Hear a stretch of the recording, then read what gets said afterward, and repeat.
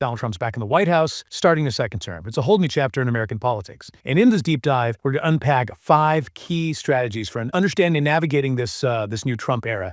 So you want to get to the heart of these really complex issues, go ahead and hit that like and subscribe button.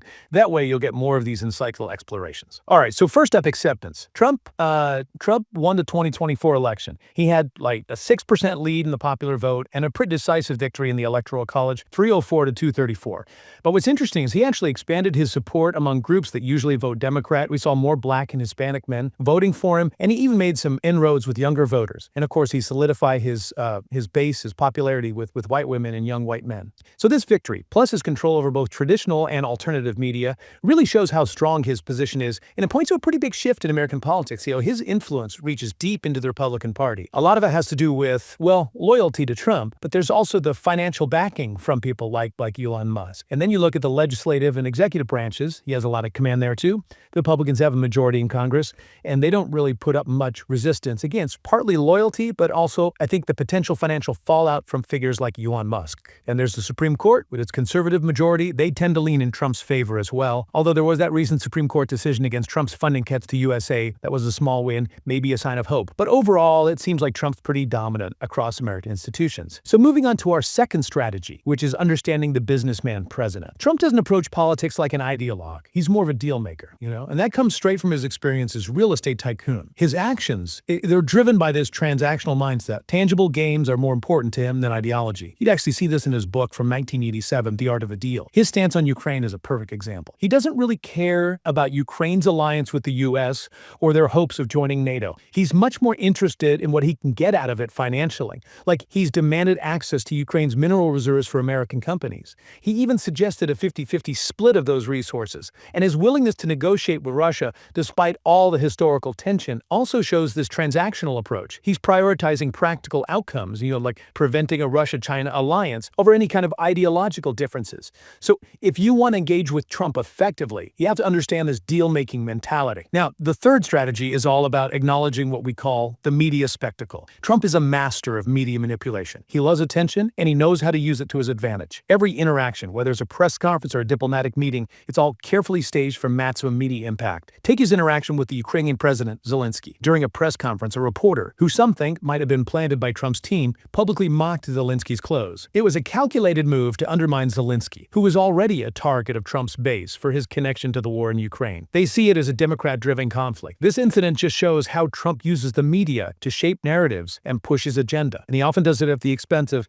diplomatic norms and just basic decorum. What's more, Trump's media ecosystem isn't just traditional outlets. It includes things like podcasts and those right-leaning news channels where he has a ton of support from influential figures. So to effectively engage with Trump, you have to recognize that his political performance is very theatrical, and you got to reach him through the channels he prefers. Our fourth strategy is about ensuring what we call the graceful exit. Trump's ego is a huge factor in any negotiation. Direct confrontation usually backfires, it just makes him more combative. A better strategy is to give him a way to save face, to make him look like he's in control, and maintain that positive public image. One way to do this is to appeal to his desire for recognition, specifically his imprint for a Nobel Peace Prize. If you could frame agreements or concessions as contributions to peace efforts, you might be able to influence his decisions and encourage him to cooperate. The key is to avoid direct challenges or criticisms, which will just put him on the defensive. Instead, focus on finding common ground and offering solutions that let him claim victory while still achieving the desired outcome. Now, the fifth and final strategy focuses on demonstrating strength in numbers. Trump sees the world as dominated by 3 superpowers: the US, China, and Russia. He often ignores the interests of other nations and international norms. So, to counter this worldview, you have to show him that the world is bigger than his limited perspective. Building alliances and presenting a united front on issues like Ukraine and Gaza can challenge his assumptions. It can force him to acknowledge the collective power of the united global community.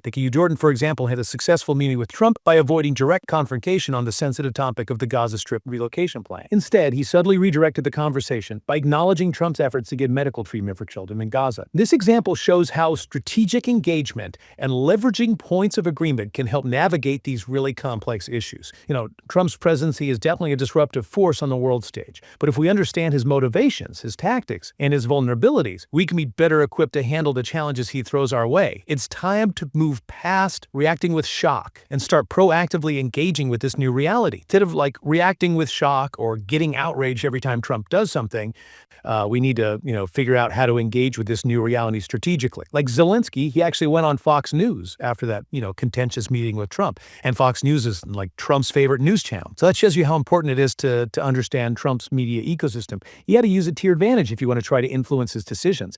Traditional diplomacy, appealing to international norms, humanitarian principles, that stuff doesn't really work with him. We have to adapt to this transactional worldview that he has. We got to find ways to make our goals align with what he sees as his own interests. Trump's presidency, it's not just some temporary blip on the radar.